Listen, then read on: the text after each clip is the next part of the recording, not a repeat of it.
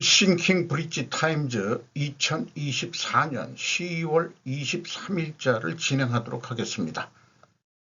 구독, 좋아요 부탁드리고 1.25 배속이나 1.5 배속을 보시기 바랍니다. 오늘의 편집 내용 제목들이 되겠습니다. 왜 일본은 쇠퇴해버렸을까? 많은 사람들이 중요한 것을 잊어버린 심각한 실태라는 제목으로 이하오 슌페이라는 경영학 박사가 현대 비즈니스에 기고한 글입니다. 궁극의 목적의 실현을 방해하는 대립을 해소해 풍부한 공동체를 창출하는 것. 행복을 추구하지 않는 인간도 태어나서부터 죽을 때까지 일절 다른 사람과 상관하지 않는 인간도 존재하지 않기 때문이다. 그러니까 사람 간에는 어떤 그 갈등, 대립들이 있는데 이걸 해소해야만 한다. 이런 뜻입니다. 다른 사람으로부터 무언가를 빼앗아 자신이 행복할 수 있고 자신을 피폐하게 하면서 다른 사람을 위해 사는 것도 둘 다 실수다. 윤리적인 실수가 아니라 논리적인 실수인 것이다. 많은 사람들이 물들어버린 가치유한사고라는 표현을 했어요. 가치유한사고. 인생의 다양한 상황에서 경영의 결연은 목적과 수단의 전도, 수단의 과대화, 수단에 의한 목적의 저해 등 많은 함정을 가져온다. 불황이 한층 더 가치유한사고를 강화한다고 하는 부정적인 연쇄로부터 벗어나지 못하게 되어버렸다. 이런 얘기인데요. 이 가치유한사고라는 개념을 하나 만들었는데 개인의 그 생활도 경영적인 마인드로 접근해야 된다라고 이와오 슌페이는 주장하고 있습니다. 뭐 앞에 그 령화 그 소화 시대 때 얘기를 했는데 이제 레이와 시대인데 우리나라 말로는 령화라고 하죠. 엔저와 인플레이션이라는 고도 경제 성장 기형이 경제로 돌아가고 있다. 금전보다 확대되고 있다. 금전이 보다 확산되고 있다. 인력 부족이 경영의 위기를 초래한다는 실감도 있고 경영 개념의 재전환은 바로 오늘적 과제다. 이렇게 표현했네요. 이때 한정된 것을 서로 빼앗는 발상은 단기 이익 지향과 부분 최적 지향을 가져온다. 이게 이 제약이론 경영에서 나오는 용어들입니다. 이 사람이 제약이론 경영을 알고 있다고 보여집니다. 그래서 이 사람이 하는 얘기를 갈등 대립 해소도로 그려보면은 여기에 그 궁극의 목적 실현이라고 했지만은 뭐 개인도 오늘도 내일도 그 소득을 번다, 돈을 번다라는 것으로 이거를 아주 그냥 직선적으로 표현해 볼 수 있겠어요. 그래서 이걸 필요 조건으로 표현해 보면은 궁극의 목적 실현을 위하여는 반드시 스루풋을 상승시켜야 한다. 스루풋을 상승시키기 위하여는 반드시 전체 최적화를 시켜야 한다. 왜냐하면이라고 이제 많은 얘기를 설명할 수 있겠어요. 또한 궁극의 목적 실현을 위하여는 코스트 다운을 해야 된다. 경영용어로는 원가 절감을 해야 된다. 이렇게 얘기할 수 있겠죠. 코스트 다운을 하기 위해서는 반드시 부분 최적화를 해야 한다. 이렇게 이제 전체 최적화와 부분 최적화가 대립이 되어 있다. 이렇게 볼 수 있겠습니다. 이것을 부분 최적화를 결국은 벗어나야 된다는 논지로 진행을 하고 있어요. 그런데 댓글 또한 상당히 그 제약이론 경영에 알고 있는 사람이 답변을 한 것 같습니다. 일본 기업은 가격을 인하해 매상업을 하지만 외국계는 가격을 인상해 매상업을 목표로 한다. 가격을 인하해서 매출을 올리는 것은 간단하니까 지금 중국도 써먹고 있는 방법이죠. 덤핑을 해서라도 매출을 올린다는 얘기죠. 당연히 가격을 인하하면 이익률이 떨어지지만 직원을 정리하거나 비정규로 하면 되니까 문제없다. 그것을 법을 붕괴 후 30년 계속해온 것이 지금의 일본이다. 그래서 중국도 지금 일본과 같이 잃어버린 30년으로 간다고 했는데 우리나라 뭐 중앙일본과 그 조선일본 그러니까 이 주요 매체에서 하는 얘기가 중국이 경제가 하락하면은 한국도 경제가 하락한다라고 그런 뉴스를 어저께 소개를 했죠. 그래서 그런 것을 벗어나는 길이 뭐냐라는 대안은 제시를 못하고 있다고 제가 또 비판도 했습니다. 그에 반해 외국계는 가격 인상으로 매출을 올리는 것을 목표로 한다. 당연히 가격을 올리면 팔리지 않게 되니까 경영자는 어떻게 하면 매출을 확보할 수 있을까를 필사적으로 생각하고 행동하지. 이렇게 얘기를 하고 있어요. 아이폰은 옛날보다 꽤 가격이 올랐지만 팔리고 있어. 그건 다른 회사로 흘러가지 않으려고 노력하니까 일본 기업이라면 팔리지 않게 되면 가격을 인하해버린다. 이익이 떨어지면 정리하고만 해도 이익이 나니까 경영자의 질이 완전히 다르기 때문에 일본은 몰락했다고 할 수 있다. 이렇게 비판적으로 댓글을 달았습니다.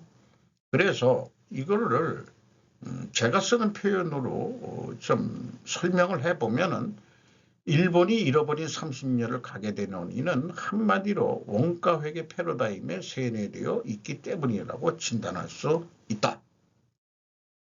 현재 한국의 경영자들도 별반 다르지 않을 것이다. 그렇다면 이제 어떻게 해야 할 것인가? 바로 제약이론 경영을 도입해야만 한다. 즉 전체 최적화의 길로 들어서야 한다.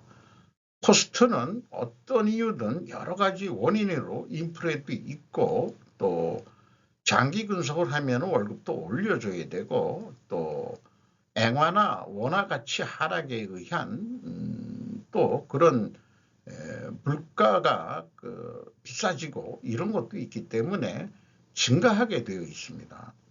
그렇다면 스루풋을 올려야만 하는 것이다. 스루풋이라는 것은 매출액에서 매출에 비례하는 재료비, 이건 제조업에 제가 쓰는 용어고요. 서비스업이라면 매출액 빼기 순수 변동비라고 얘기할 수 있겠습니다. 이 간단한 패러다임의 전환이 경제 성장을 지속할 수 있는 공개된 비밀이라고 이렇게 표현해 볼 수 있겠습니다. 그래서 이런 것도 있네요. 중국 경제가 추락해도 세계 경제 바닥은 빠지지 않는다는 제목으로 했는데 실상은 일본 경제가 바닥은 빠지지 않는다는 표현을 하고 싶었던 것 같아요. 뉴스위크지 일본판인데 하동철우라고 외교 분석가로 되어 있습니다. 중국은 거대 시장이라고 하지만 민간 소비는 미국의 절반 이하다. 경제 매파도 비둘기파도 모두 중국을 너무 많이 사들이고 있다. 산업혁명 이후 자본주의 위기 요컨대 물건을 너무 많이 만들어 팔리지 않고 불안이 된다는 몇 번이나 외쳐져 왔다. 그때마다 경제를 구하는 것은 사실 식민지 확대이자 전쟁이었다. 아주 그 역사를 일목요연하게 소개를 하고 있습니다. 최근의 스태그플레이션은 1970년대 미국에서 일어났다. 요즘 미국은 일본 소독으로부터의 수출로 제조업이 공동화되고 경제가 후퇴하는 한편 73년 석유 위기로 유가가 치솟으면서 인플레이션이 일어난 것이다. 이를 계기로 부부 맞벌이가 일반화되면서 우습던 미국인들은 단숨에 각박해진다. 30년간 세계는 중국을 축으로 GDP를 서로 부풀리는 다 함께 도핑 현상을 보인다. 도핑이라는 용어를 썼네요. 중국의 그 세계 그 제조업을 맡긴 게 이 도핑약을 맞은 거나 마찬가지다. 이렇게 이제 비판을 하고 있네요. 미구일은 미국과 서구 일본의 약자일 것 같습니다. 미구일은 중국의 기계부품을 수출해 저임금 노동을 사용해 제품을 만들어 세계에 수출했다. 중국에는 2004년에서 2008년 무역 흑자만 8,740억 달러의 외화가 유입된다. 그 많은 달러가 유입되니까 중국의 은행은 그것을 토지개발, 인프라 건설에 돌린다. 토지는 국유, 공유로 원가가 제로와 같기 때문에 개발은 공전의 부가가치를 낳아 중국의 고도 성장을 연출했다. 그런데 이제 중국 없어도 세계 바닥은 안 빠져. 도핑은 미국도 마찬가지로 부풀어 오르는 재정무역 흑자를 국채의 대량 발행으로 속여서 성장을 유지했다. 2000년에서 2020년 20년간 중국의 GDP는 12.3배, 미국은 기억이 안 납니다만은 몇 배고 독일은 1.9배로 커졌다. 일본은 1.8배, 비참한 수치이지만 2000년까지는 매우 좋아가지고 높은 수준 생활은 유지했다라고 그렇게 소개를 하고 있네요. 일본은 버블 붕괴의 트라우마로 도핑을 주저하는 사이에 중국이나 미국의 성장에 주해 뒤지고 거기에 아베노믹스의 엔제로 2주 뒤진다. 상징되는 표현 같습니다. 이제 일본은 가격 체계도 다른 세계, 호텔은 외국인 관광객들로 넘쳐나고 기업들은 M&A로 사들이는 형국이다. 중국은 외국 자본과 기술로 쌓아올린 경쟁력에 날아올라 미국의 도전, 자국 기업에 조성공을 뿌리고 과잉 생산에 빠진 기업은 밀어내기 수출에 달려 세계로부터 대항 조치를 초래한다. 외자의 대중 투자는 감소해 미국은 중국 상품을 관세를 인상했다. 이제 세계의 매파는 중국 제외의 세계를 말하고 비둘기파는 중국 경제를 파탄시키면 세계는 공멸이라는 고 전전긍긍한다. 이제 세계도 일본과 마찬가지로 저성장에 순응하면 된다라고 자기네들의 30년 동안에 잃어버린 30년에 축적된 그 힘이 있다고 자부하는 것 같습니다. 하지만 모두 중국을 너무 많이 사들이고 있다. 중국 시장은 거대하다고 하지만 민간 소비 총액은 미국의 절반 이하다라고 얘기를 하고 있습니다. 서방은 세계의 공장으로 이용해왔지만 중국을 그것은 다른 곳으로 옮기면 된다. 중국에 수출해온 기계부품은 그쪽으로 수출되기 때문에 예를 들면 일본의 수출 총액은 그다지 다르지 않다. 중국이라는 도핑 성장에 단짝이 없어지는 것은 쓸쓸하다. 하지만 앞으로 세계는 일본처럼 근육질의 견실한 성장을 추구하고 저성장에 순응하면 된다. 이 세계에는 한국도 들어갈 거예요. 주주의 이익보다 사회 전체 이익을 생각할 수 있는 좋은 기회가 아닐까. 여기 사회 전체 이익이라고 표현하고 있네요. 주주의 이익보다. 저출산, 노동력 감소에 맞서 생산성을 유지 향상시키는 투자는 앞으로 늘어날 뿐이다. 우주 관련 사업, 로봇 등 시대를 이끄는 꿈은 계속 나온다. 일본은 그 몇 가지 분야에서 톱 그룹에 있다. 일본은 스태그플레이션은 두렵지 않다라고 자부심을 나타내고 있습니다. 요거는 어저께 그 중앙일보 기사 제목을 제가 가져왔는데 중국 복병 만난 한국 5대 수출국 달성 과도한 기대라고 했는데 이런 것들을 이제 여기서 표현하면은 이제 비둘기파 같은 입장이다 이거죠. 그러나 이 기고자는 매파와 같이 생각해도 이상 없다. 중국을 제외한 세계 경제를 가져가면 된다. 이렇게 얘기하는 거죠. 저는 여기에 전적으로 동의합니다. 왜 일본인 임금은 오르기 시작했나? 2010년대 중반부터 일어난 변화라고 사카모토 다카시라고 현대 비즈니스에 기고했습니다. 시급 수준은 2010년대 중반을 기점으로 상승 기조로 해가지고 여기 2010년대면은 이때를 기준으로 해서 검은 게 시급이 올라갔고 그 다음에 이 명목은 여기 내려갔다는 거로 되어 있죠. 물가는 이렇게 30년 동안 거의 안정적으로 했는데 최근에 지금 물가가 올라가고 인플레이션이 돼가고 있다. 이렇게 얘기하고 있습니다. 버블 붕괴 후에는 고용, 설비, 채무의 3개의 과잉이 지적되는 등 일본 경제는 버블기에 너무 확대된 생산 능력의 조정에 강요되었다. 일본 경제는 디프레이션 시대를 오래 경험하게 된다. 최근 시급이 상승하고 있는 것은 연봉이 미증에 그치는 반면 노동시간이 크게 줄었기 때문이다. 그리고 역시 10년 전과 가장 최근의 수치를 비교하면 연간 총 근로시간은 1750시간에서 1653시간으로 약 연간 100시간이 줄었네요. 즉 시급이 오르는데도 수입이 오르지 않고 있다는 인식이 생기는 것은 근로시간이 크게 줄고 있기 때문이라고 할 수 있다. 더 짧은 시간에 나름의 보수를 받겠다는 사람이 많아지다 보니 현재와 같은 근로시간 감소에 따라서 반해 임금 상승이 일어나고 있는 것이다. 근로시간 일을 적게 하면서 기존에 줬던 총액은 좀 받아야 생활이 되지 않느냐 하니까 인건비 단가를 올려줄 수밖에 없다.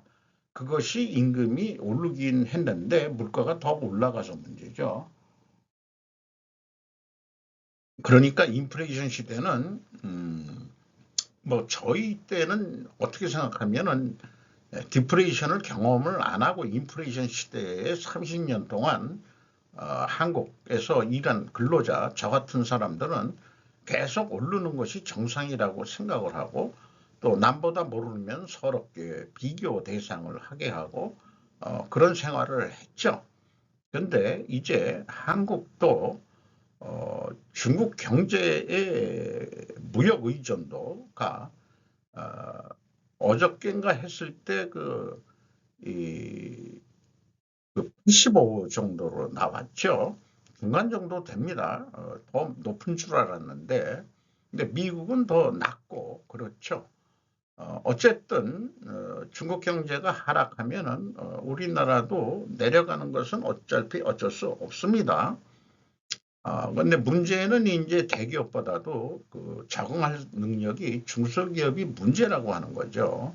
그래서 이제 중소기업을 지원해야 된다라는 의견은 어저께 중앙일보 뉴스에서는 나왔죠. 그런데 이미 맨 앞장에 얘기했지만은 그런 지원 이런 것보다도 민간 스스로의 생존 전략으로 뭘 선택할 거냐. 저는 한번 원가 세계를 벗어나서 스르프 세계로 패러다임 전환을 해보자는 것이 또 이 방송의 취지이기도 하죠. 어차피 안 해본 건데 그러면 그것을 도입을 하면 큰 돈이 들어가느냐? 아니 방법론만 바꾸는 거예요. 돈을 투자하고 생각을 바꾸면 돈을 벌 수 있다라는 것을 좀 소개를 하고 싶은 거죠. 항공모노 과잉에 질질 떨어지는 한국 국력. 좁은 국토에 왜 15개 비행장 중 11개 영업 적자도 그런데도 쉽게 신공항 건설 진행 중이다. 무르타미 까찜이라고 석간 후지. 요 밑에 요걸 미리 얘기할게요. 석간 후지가 폐간된다고 한다. 요즘 잘 안 읽힌답니다. 일본에서도. 한국에 관해서는 비판 기사를 많이 쓰는 무르타니 까치미가 다른 매체를 선택할 수 있지 않을까. 석간 후지가 폐지가 된다 하더라도 어쨌든 이런 이유만으로도 한국은 지방자치제를 폐지되어야 한다고 마땅하다. 왜 그러냐? 공항건설은 전액 국비랍니다. 지방자치 돈으로 그거는 만들 수가 없는 거죠. 심층 한국이라는 소제목하에 상물이라고 하는데 학고라는 게 상자죠. 학고. 상자 모노, 물건, 만들기 공약은 표가 된다라고 말하지만 도쿄도 내에서를 보면은 한창인 중의원 선거에서도 가까운 구의원 선거에서도 학구문호 만들기 연설은 방제 시설을 제외하고는 우선 들을 수 없게 되었다. 이런 것은 일본 정치의 진화의 이정표일 것이다. 지방에서는 여전한 것 같지만이라고 단서는 달았어요. 그러던 중 보수신문인 조선일보 한국어 사이트 10월 14일자는 우국의 정을 쥐어짜듯 신공항 건설의 우를 설파했다. 한국의 면적은 10만여 킬로제곱미터로서 홋카이보다 약간 넓다.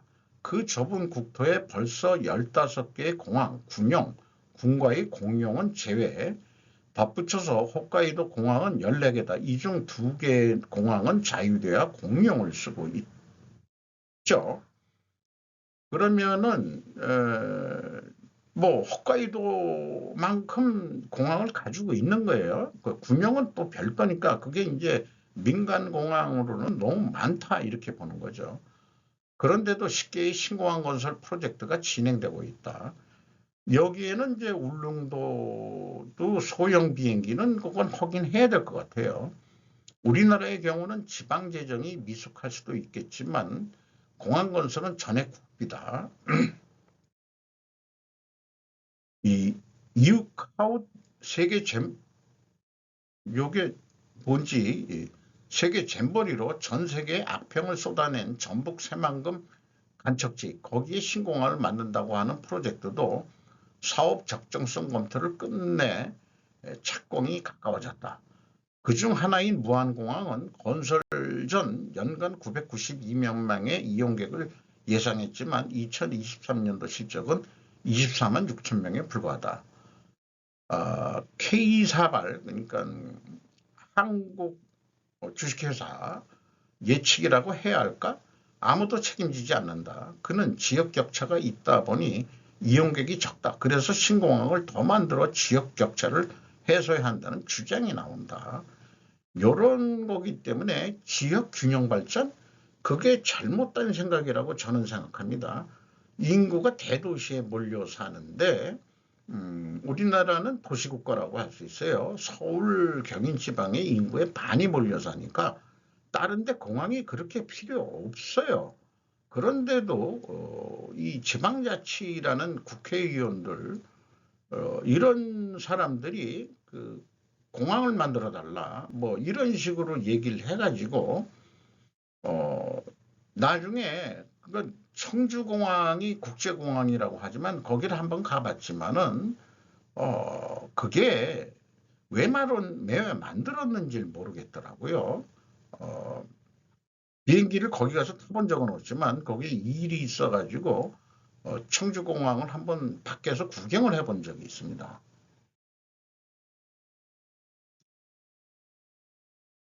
어쨌든 이 그 많은 공항이 나중에 활용이 되려면 어떻게 해야 되는지 잘 모르겠습니다만은 우리나라는 고속도로도 뭐 열심히 잘 확보했기 때문에 그것이 적자를 면하려면은 뭐 느낌이 그 또 통일이 돼야 되지 않을까.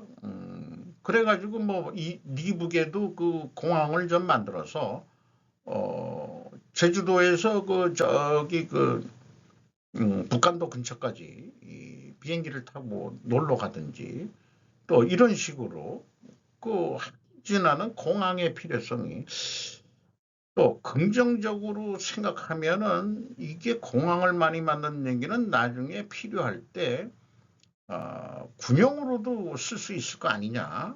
군용 비행장이 우리도 꽤 많은 거로 알고 있는데 이게 그 나중에 그 남북 그 관계나 뭐 이런 게서 만약에 사태 때 한국 전쟁이 재발한다면은 결국은 한국 전쟁이 아니고 세계 3차 대전이 될 수밖에 없을 거예요. 그때는 그 괌이라든지 또 뭐 다른 데 그 공항을 그 미국이 지금 옛날에 그 원폭 비행기가 날라올 던 무슨 그 섬을 다시 공항을 고치고 있다는데 그런 데서 날라오느니 여러 군데 분산을 시켜 놓는 거죠. 비행기, 전투 비행기를.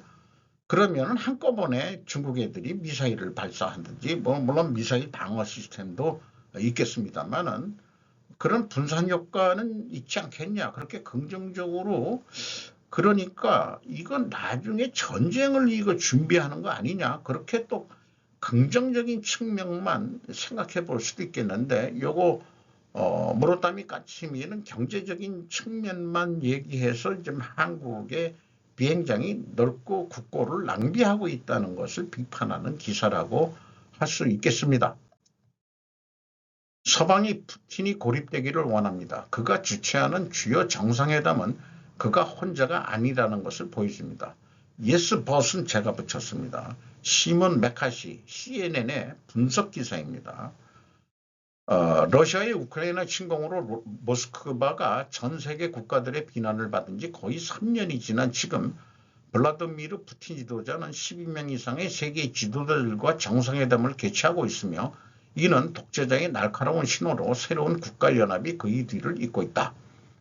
화요일 러시아 남서부 도시 카잔에서 시작된 3일간의 브릭스 정상회의는 올해 초 이집트, 아랍에미리트, 에티오피아, 이란으로 확대된 이후 브라질, 러시아, 인도, 중국, 남아프리카 공화국 주요 신흥경제국 그룹이 첫 회의다. 참석할 것으로 예상되는 지도자로는 중국의 시진핑, 인도의 나렌드라 모디, 이란의 마수드 페제슈키안, 남아프리카 공화국의 시릴 라마포사, 그리고 라제프 타이프 에드로안 터키 대통령 등 클럽 외부 인사들도 있다. 그런데 이 정체성 얘기가 있다 이렇게 보고 있네요. 신흥 경제국들은 대신 그들은 경제를 성장시키고 비이념적이고 실용적으로 참여하려고 한다는 거죠. 고립되어 있는 서방 국가들이 미국의 글로벌 리더십에 도전하려는 그들의 노력을 글로벌 다수가 지지한다는 것이다. 브릭스 국가들의 경제적 정치적 영향력이 커지는 것을 부인할 수 없는 사실이라고 환영하며 브릭스와 이해관계 국가들이 협력한다면 새로운 세계 질서에 상당한 요소가 될 것이라고 자부를 하려는 거죠. 가브예프는 러시아가 브릭스를 우리 모두의 글로벌 공동체보다 정의로운 질서로 여겨서 그 조직의 선봉으로 묘사하고자 그렇게 한마디 했답니다. 어쨌든 겉으로는 그렇게 하지만은 비이념적으로 실용적으로 그러니까 경제가 먼저다 이런 얘기죠. 신흥 브릭스 국가들도 사실 이런 입장에서 거기를 참여하는 거지 뭐 러시아하고 동맹관계다 이런 거를 원하는 거는 아니다 하는 취지로 얘기를 하고 있는 것 같습니다. 참고적으로 또 사족이지만은 우리나라가 우리나라인데 그 이름은 국제구조위원회인가 그거 만들어 가지고 활동하는 뭐 강남구 테헤란 뭐 어디에 사무소가 있는 모양인데 에티오피아를 도와주자 이런 거를 하는 그 무슨 재단 이런 게 있는데 이 에티오피아는 왜 안 되냐? 옛날에는 아닌데 지금은 공산국가인데 공산국가 도와주자는 얘기예요. 이러시면 안 되지. 우리 그러면은 쿠바 같은 데도 공산국가인데 국교를 수교했거든요. 다른 데는 왜 에티오피아만 그러는지 모르겠어요. 그게 이해가 안 됩니다. 다음 골프전이 다가오고 있습니다. 또 앱슨트 슈퍼파워라는 그 책의 근거로 해서 피터 자이안이 그 소개를 하고 있는 내용입니다. 최근 중동 분쟁을 고려할 때 석유 위기가 발생할 수 있다는 점이 걱정됩니다. 다음 걸프전의 시작이 될 수 있는 주요 국가는 이란, 이스라엘, 사우디아라비아입니다. 이스라엘은 최근 이란의 공격을 받았으며 이들의 보복은 이란의 치명적이 될 수 있습니다. 대부분 카르그 섬 근처에 위치해 있어 편리한 이란의 주요 석유 인프라를 공략하기로 결정하면 이란의 수치는 급감할 것입니다. 그렇게 된다면 사우디 유전에 대한 이란의 공격은 불가능하지 않을 것이며 하루 2천만 배럴이 위협받고 있다는 이야기가 나올 수 있습니다. 즉 배럴당 300달러의 글로벌 유가가 준비되어 있다는 뜻입니다. 지금 몇 달러인지 한 7, 80달러 하나요. 하지만 모든 사람을 위한 것이 아닙니다. 미국은 여전히 페르시아만 수입에 크게 의존하고 있기 때문에 캘리포니아 이외의 지역에서는 배럴당 60달러에 가까운 가격을 유지할 수 있는 국내 공급을 보유하고 있다. 미국은 중동 사태가 일어나도 이제는 석유를 많이 생산하기 때문에 미국 내에서는 60달러 정도면 충분히 가능하다. 이런 얘기를 하고 있습니다. 중국이 이렇게 되면 그들에게는 눈을 떼게 될 것입니다. 아랍에미리트와 사우디아라비아는 해협을 우회하는 파이프라인 덕분에 일부 수출을 유지할 수 있습니다. 선박이 아니고 파이프라인으로 우회해가지고 팔아먹을 길이 있다. 이란은 아닐 거라 이게요. 지하실에 버릴 기름 몇 드럼을 사기 전에 사재기 하지 말고 이스라엘의 보복 계획이 어떻게 될지 결정이 될 때까지 기다려 봅시다 하는 의견입니다. 대기업 퇴직해도 노후 불안정의 재취업, 나이 많아 받아주는 곳은 단순 노동 일거리뿐 은퇴 후 빈곤층이 된 중장년층 현실, 이런 것은 뭐 우리나라만이 아니고 일본도 뭐 많은 이런 유사한 기사들이 고령화 시대에 좀 소개들을 하고 있네요. EBS 다큐에서 가져왔습니다. 100세의 시대를 맞이한 현재 퇴직한 이들은 40년가량을 더 살아야 하는 게 현실이다. 뭐 100세까지 살 수 있을는지 모르겠습니다만 개인연금이 꼬박 나오지 않는 이상 노후를 안정적으로 감당 가능한 사람들은 찾아보기 어렵다. 이번 다큐 시선 은퇴해도 되나요? 편에서는 쉬고 싶어도 쉬지 못하는 은퇴자들의 삶을 들여다보았다. 5, 60대 채용시장의 차가운 현실, 은퇴하고 싶지만 은퇴할 수 없는 그들, 고령층의 취업 희망이란 게 희망이 62.4%랍니다. 근데 우리나라 법적으로 고령층은 65세 이상으로 되어 있어요. 그런데 이제 그 청년층은 단순 노무직이 이제 뭐 있긴 있는데 이제 그 회사를 나오면은 어쨌든 단순 노무직이 고령층이 대부분이고 나머지 아무리 사무직 출신이라도 이런 데는 일자리가 거의 없다 이런 얘기입니다. 아무런 준비를 하지 못한 나에 대한 분노까지 겹쳐지면서 사회를 향한 불신까지 확대되는 경향이 있다. 지금 우리나라 5, 60대가 그 베이비 부모 세대들이 정년이 돼가지고 많이 밀려 나와가지고 사는 게 깝깝해지면은 뭘 얘기하더라도 좌파한테 도장을 찍게 돼 있어요. 선거에. 이런 것도 영향이 있지 않겠냐. 지금 뭐 우파 정권이 아무리 잘하려고 해도 안 되는 게 그런 것 영향이 있을 수 있지 않겠냐. 그런 생각을 해봅니다. 100세 인생에서 무형자산은 지식, 기술, 건강, 인간관계와 새로운 경험에 대한 개방적인 태도 등이 중요하다. 린다 그랜튼 앤드류 스콧의 그 책을 인용해서 소개를 하고 있습니다. 왕년에 그랬어. 그러면 페인이 될 것 같더라고요. 그래서 제일 먼저 한 게 그걸 내려놓는 거였다. 근데 저는 못 내려놨던 것 같아요. 이거 제 개인적인 경험이기도 합니다. 리타이어먼트 은퇴와 퇴직을 동의어로 쓰고 있는데 이의어로 모두 통용된다. 그러나 개인적으로 퇴직은 정년퇴직에 사용하는 것이 좋겠고 아니면 정년퇴직 전에 밀려 나오죠. 사무직 같은 경우. 은퇴는 어떠한 직업에서도 물러나 한가로이 지내는 것으로 구분해야 할 것이다. 저는 스스로 뭐 실질적으로 몇 년 안 됐지만은 은퇴해서 아무것도 안 하고 한가로이 지내는 것으로 구분해야 된다. 지금 이런 그 방송을 하고 있는 것은 소일거리 하고 있는 거죠. 그냥은 못 있겠다 이런 얘기예요. 55세 퇴직 후 재취업을 해본 적은 없어요.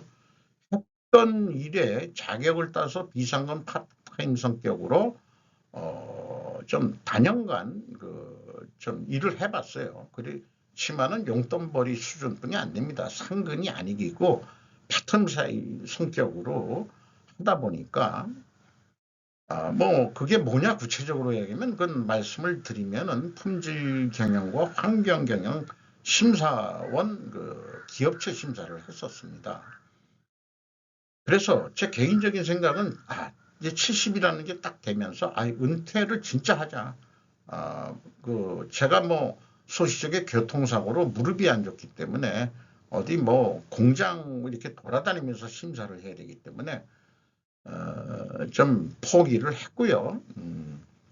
이 세상은 이제 즐기는 것보다도 아니요. 이제 즐기는 게 아니고 후대의 것으로 남겨놓아야 된다고 생각하게 되었습니다. 뭐 누구도 뭐 선택을 안 해줬지만 어쨌든 70이면은 뭘 나서지 마라.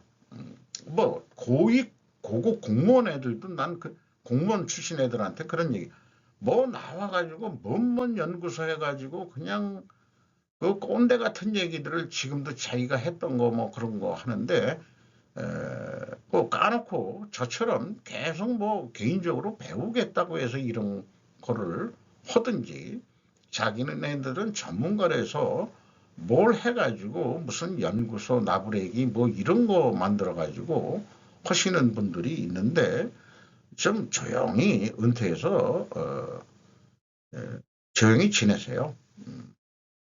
소일거리를 뭘 만드시는데 그 연구소 같은 거 만들지 말고 뭔 돈이 있어서 그런 거 만들면 잘하면은 또 정부 지원금 받고 이러니까 이 빨대 꽂고 평생을 퇴직금도 많이 받았을 텐데 자기네들은 그 사회 상류층이라고 생각하는 모양이죠.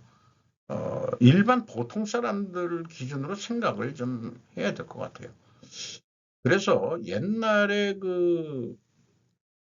아니고 이게 10월 6일 날 편집했던 내용인데 5060 베이비 부모 세대의 자영업은 실패를 맛보는 시기. 그래서 아까 EBS 다큐는 무조건 다 취직을 하려고 한다지만은 많이 그 5, 60대 사람들이 취직보다는 취직이라는 것은 남의 명령을 듣고 일하는 지시대로 일하는 그런 수동 형태의 삶만이에요. 힘들지만은 자영업을 하겠다. 근데 많이 망하는 사람들이 있죠. 그래서 70대면은 진짜 은퇴를 해라. 그래서 퇴직과 리타이어먼트는 퇴직과 은퇴를 구분해야 된다고 저는 생각합니다. 한 20년, 80대까지만 생각을 해봐요. 90대까지 살 수 있을지 없을지 모르지만은 그래서 20년을 운동 생활을 해야 된다는 거죠. 근데 그 경우 뭐 연금을 들어서 받을 수 있게 그 생계 유지를 할 수 있으면 생계 유지만 하더라도 그건 성공 인생 아니냐. 이렇게 좀 말씀드릴 수 있지 않을까. 그렇게 좀 생각을 해 봅니다. 참 저도 이 향후 제 인생이 어떻게 또 흘러갈지 모르지만 건강이 허락하는 한 이런 소일거리도 그 가치를 제가 부여를 해가면서 누구만 알기 때문에 누굴 뭐 아는 체 하는 게 아니고 이런 편집을 하고 하는 것은 계속해서 세상을 아직도 배울 게 많다. 아직도 모르는 게 많다. 이런 입장에서 진행한다고 어여삐 봐주시면 좋겠어요. MSCI 아픈 손가락 된 한 증시 대표주 3전 비중은 TSMC 3분의 1도 안 돼. 정혜영 조선비주입니다. 이게 그 모건 스탠리의 그 캐피탈 인터내셔널이라는 MSCI라는 지수인데 한국 증시 상장사들이 수익률 네트 인턴을 깎아먹고 있다 이렇게 얘기를 하고 있습니다. 양혜정 DS 투자증권 투자전략팀장은 글로벌 펀드 등 해외 투자자들에게 한국은 반도체 기업 중심인 시장인데 삼성전자의 반도체 부분이 이렇다 할 미래 비전을 보여주지 못하는 상황이 됐다면서 한국에 투자해야 할 이유를 찾기가 힘들어진다. 그래서 외국 자본이 빠져나간다. 이런 얘기인데 이게 9월달 그 수익률을 보면은 그 EM이라는 게 그 실은 경제국의 약자로 되어 있는 것 같아요. 6.68%인데 한국을 빼면은 7.93%로 높다. 그러니까 한국 때문에 이게 지금 낮아진다 이런 얘기예요.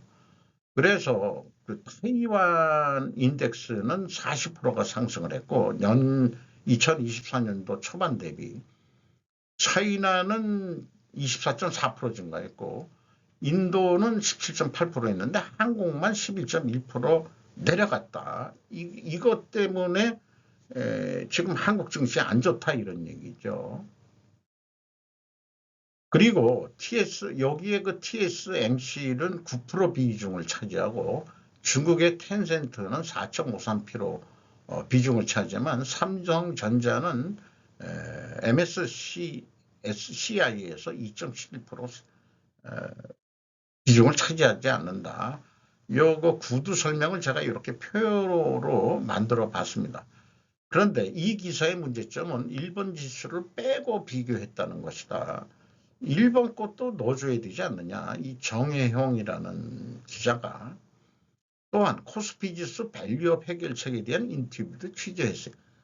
팩트 지금 사실 현재 이 상황이 이렇다만 아니고 그러면은 우리가 이걸 어떻게 벗어나야 되느냐. 글로벌 금융 세력이 원하는 것은 그 코리아 디스카운트를 벗어나려면 이사회의 제대로 된 역할 기능으로 알려져 있습니다. 또한 그 오너 지분 매각 시 프리미엄 가치 인정을 받는고 해서 자기가 오너가 주식을 팔고 딴 회사의 기업을 남긴다고 한다면은 이건 실질적으로 문제 아니냐. 소액 주주가 가지고 있는 것도 높은 가격을 맡겨줘야지. 이중 가격이나 마찬가지니까 싼 가격으로 있더라도 나는 내가 나중에 이 회사를 팔을 때도 높은 가격으로 나는 그 프리미엄을 받을 수 있어. 이 배짱이 있으니까는 주가 관리를 안 한다는 얘기죠. 우리나라 그 오너들이. 그러니까 이게 이중 가격 이런 거를 없애야 된다. 이렇게 돼가지고 실제 이중 가격을 없앤다면은 외국 투자기관도 얘기하지만 코스피가 지금 뭐 2,500선이지만은 한 6천은 돼야 되는 한국 경제 규모로 봐서는 6천 정도는 돼야 된다라고 US인가요? 그 스위스계 그 증권 전문가 물론 한국 사람이지만은 뭔가 여성 임원이더라고요. 그게 그런 뉴스가 기억이 납니다. 박봉 전주 근무 다 참겠는데 이건 너무합니다. 국민연금 운영역들의 푸념 전주범 조선비즈입니다. 회사무소 근무 못 받고 외부 채용 진행하자 구성원들 불만. 왜냐하면 경력을 위해서 그 박봉이지만은 해외에 근무하면서 그 역량을 그 경험을 늙어야 자기 이력에 좀 좋아지는데 매년 국정감사 시즌이면은 기금운영본부의 임직원 이탈 문제가 맨날 도마 위에 오릅니다. 이게 오래 못 있고 그냥 나가버린다 이거죠. 처우도 근무지도 쉽게 해결할 수 없는 난제다. 운영력 A씨는 상당수 운영력이 평생 직장의 개념으로 국민연금에 오는 게 아니고 개인 커리어를 쌓기 위해 오는 것이다 보니 대부분 적당한 시점에 떠날 생각을 한다. 회사무소 인력 배치에 관한 조직 결정의 뒷말이 무성하다. 파견 메리트까지 없애버리면 누가 전주까지 오겠냐. 국민연금은 현재 미국, 뉴욕, 샌프란시스코, 영국, 런던, 싱가포르 등 4개 지역의 해외사무소로 운영하고 있다. 지금도 매년 발생하는 20명 내지 30명의 퇴직자 대부분은 책임 전임급 운영력이다. 이렇게 얘기를 소개하고 있습니다. 그런데 이런 표현을 해보고 싶어요. 쭉 나와서 다뤘던 얘기지만은 매년 동일한 문제가 발생하는데 그 근본 원인을 해결하지 못하는 것을 우리는 영신이라고 합니다. 바보. 그러니까 그 행정부가 바보 병신이라는 얘기죠. 우선 국민연금을 보건복지부 산하가 아니라 한국은행처럼 독립된 기관으로 만들어야 한다라고 제가 일찍 주장했죠. 일본은행처럼 독립된 그 법인으로 그래서 자기네들이 스스로 임금 책정을 하고 하기 때문에 엘리트들이 거기 들어간다는 얘기예요. 그렇게 만들어야 되지 않겠냐. 아니면 운영본부만을 기획재정부 산하로 우선 옮겨야 한다. 그들이 공무원이지만 재무에 대해서는 엘리트들 아니겠는가. 이렇게 생각을 합니다. 공개매수 끝이 아니다. 고려한 진검승부 지금부터 시작. 23일 오늘이 그 고려한 그 공개매수가 끝나는데 이게 내일쯤 어떤 그 지분 비율이 그 비교가 될 거라고 24일 오전 사이에 나올 전망이랍니다. 고려인이 공개 매수하는 최대 17.5%는 의결권이 없죠. 그렇게 돼가지고 실질적으로는 이제 장내 매수에 의해서 핵심 승부처가 될 것 같다. 주총전에 그 지분율 가지고 주식회사는 1원 1표니까 한 줄에도 많이 가지고 있는 사람이 이기게 돼 있다 이런 얘기죠. 자관 저는 국민연금이나 그 외국계 그 자본들이 고려아연의 손을 들어줄 거라고 기대를 합니다. 국민 정서도 지금 그렇게 된 것 같아요. 최상목 부총리 1,400원 환율은 뉴노멀 외환위기 시기와 달라. 김상윤 2대1리 뉴욕 특파원과 기자간담회. 미국 기준금리 속도 조절의 강달러 현상 영향. 한미 기준금리 차 금리 못 올리니 환율 희생. 심리적 부담이 있지만 외환위기 1,400원대에 달라. 1,380원까지 올랐지만 세계 국채지수 편입 효과가 도움이 될 거다. 여기에 한미 금리차 종속 결과라는 표현했는데 다르게 보면 종속 변수다 이런 얘기인 것 같아요. 그리고 한미일 안보동맹은 달러 스와프 대체 가능한 기반이다. 나름대로 안전 대책이 있다 이런 거로 그 최상목 부총리는 얘기하는 것 같고 두 사람 다 미국에서 열리는 IMF 회의에 갔다 이런 얘기예요. 이창영 외환위기 트라우마로 원달러 환율 1,400원 비판받아. 김지현 전세훈 문화일보네요. 한은 총재 강달러 경계관 변동성 관리 필요성 강조. 마지노선 시그널을 준 것이라고 해석이 된다. 이런 얘기가 되겠네요. 러시아와 북한의 우정이 역효과를 낼 수 있습니다. 톰 포터 비즈니스 인사이더입니다. 이거 우리나라 이미 나온 얘기들 간단하게들 이렇게 이 기자가 정리를 했고요.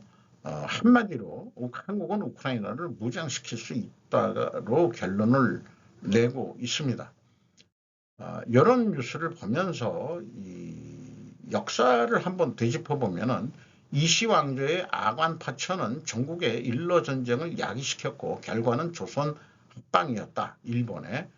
북한 김씨 왕조가 지금 유사하게 러시아와 친밀해지고 있다. 러시아와의 남하를 막아야 했던 일본처럼 결국 러시아의 남하로 비유할 수 있다. 이제는 그때는 그 일본이 막았지만은 이제는 한미일 동맹이 러시아의 남하를 막아야 된다. 역사는 반복되는데 좀 변형돼서 반복된다라고 마크 트웨인이 얘기를 했다고 그러죠.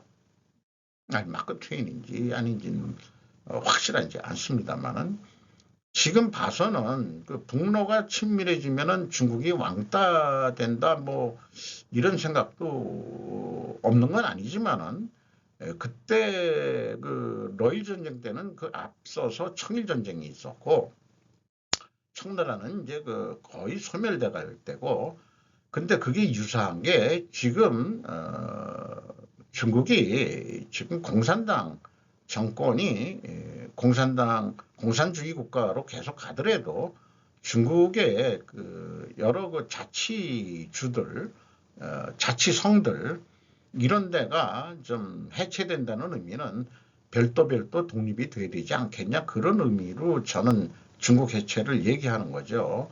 그래서 만주가 그 별도 국가, 신장 이후로 별도 국가, 동투르키스탄이라고도 옛날에 표현했죠. 투르키스탄. 그 다음에 이제 티벳 독립이 좀 돼야 되겠고, 나머지도 여러 군데 있을 수 있습니다. 남쪽도 좀 종족이 틀리죠. 그 북경에 사는 한족들하고 남쪽의 한족은 좀 틀립니다. 시진핑은 푸틴에게 세계가 혼란에 빠졌지만 러시아와의 우정은 지속될 것이라고 말했습니다. 어쨌든 이번 그 카잔에서 열린 그 회의에서 러시아와 우정은 영원하다, 이렇게 얘기했고, 북한의 러시아 파병에 대해서는 이번에 언급이 없는 것 같습니다. 그리고 그 중국과 그 러시아는 서방을 태폐적이고 쇠퇴한 국가로 지금 모시하려고 노력을 하고, 다른 브릭스 국가들한테 자기네들 편히 대주세요 라고 유도를 하고 있는 그런 회의라고 볼 수 있겠죠. 우크라이나 러시아가 발사한 미사일에서 서방 기업 9곳의 부품 발견, 잔액 속 아날로그 디바이스 브로드컴 NXP 부품, 안톤 실로프 톰스 하드웨어라는 데서 보도를 했습니다. 이 그 손가락보다도 그 아주 그 작은 이런 반도체가 미사일에 들어가는 모양이에요. 블룸버그 통신은 이번 발견이 수출 통제 시스템의 약점을 강조하고 북한과 러시아로의 기술 흐름이 지속되고 있다는 우려를 불러일으키고 있다고 보도했다. 관련 기업 목록에는 미국의 본사들은 아날로그 디바이스 및 브로드컴, 네덜란드 NXP 반도체, 스위스 회사 트라코 일렉트릭 AG, 영국 XP 파워가 포함이 되어 있다. 이 부품들은 작년에 제조된 것으로 수년간의 제재에도 불구하고 부품이 여전히 북한과 결국 러시아로 밀반입되고 있음을 보여준다. 그거 왜 이런 일이 일어났냐? 결국은 기업이라는 것이 이념이고 뭐고, 자기네들 생존하기 위해서, 돈을 벌기 위해서 이렇게 하고 있는 거 아니냐. 그래서 이게 좀 문제다. 서로 이해관계를 가지고 결국 싸울 수밖에 없는 것 같습니다. 체크. 3만 명의 주민이 거주하는 중국의 아파트 건물이 진짜라고 주장하는 사진은 사실이지만 점유율은 불분명합니다. 우리나라도 뭐 팩트 체크 뭐 어쩌고 저쩌고 해서 가짜 뉴스 이런 쪽으로 뭐 얘기했는데, 알렉산드라 워나 스노프라고 읽어야 되겠죠. 이런 중국의 건물이 있는데, 항저우에 있는 리젠트 인터내셔널 아파트 건물의 인구는 약 3만 명이라고 했는데, 이 건물 하나에 3만 명이 들어간다. 그런데 실제 거주자는 한 10,000명에서 2만 명 정도 되고, 최대 3만 명이라는 최대 수용인으로 얘기하는 거 아니냐. 이런 뉴스를 보면서 제가 좀 느끼는 게, 한국의 경우 대도시 고층 아파트는 인구 밀집에 따른 것이라고 이해할 수 있지만 지방 도시마저 변두리까지 고층 아파트를 올리는 행정을 해요. 어쨌든 좁은 면적의 과잉 인구는 출산율 저하가 자연 법칙이다. 그러니 지방까지 초저출산율을 일으키고 있는 거 아니냐라고. 지방 도시 같은 데는 그 주공의 옛날 그 평균 아파트처럼 5층을 맥시멈으로 해서 유지관리비가 안 들어가게 엘리베이터 없이 그냥 걸어 올라갈 수 있는 5층까지는, 뭐 노인네들만 산다고 그런다며 엘리베이터가 필요하지만 서울에서 살아도 거의 똑같은 관리비, 전기료 들어가죠. 뭐 그 고층 아파트 유지 보수하는데 월 관리비가 들어갈 거 아니에요. 그러면 서울에서 하나 지방에서 하나 관리비는 비슷하게 들어간다. 그렇다면은 왜 그 지방에다가 비싼 돈 들이면서 관리비 내가면서 지방의 그 고층 아파트에 왜 사냐? 관리비라도 싸고 그래야지 5층 그 아파트 정도로 해가지고 좌우간 그 머리가 둔한 건지 그런 거를 건축 허가를 내가지고 고속도로 타고 가면 지방 변두리인데도 불구하고 그 산속 같은 데다가 고층 아파트를 짓는 거 이런 게 눈에 띕니다. 그냥 개나 소나 고층 아파트 쳐가지고 그러면은 돈 벌 수 있는 모양인데 아마 그 나중에 그 사는 사람들이 없어가지고 그 폐허가 되고 그렇게 되지 않을까 그렇게 걱정이 됩니다. 이상 마치도록 하겠습니다.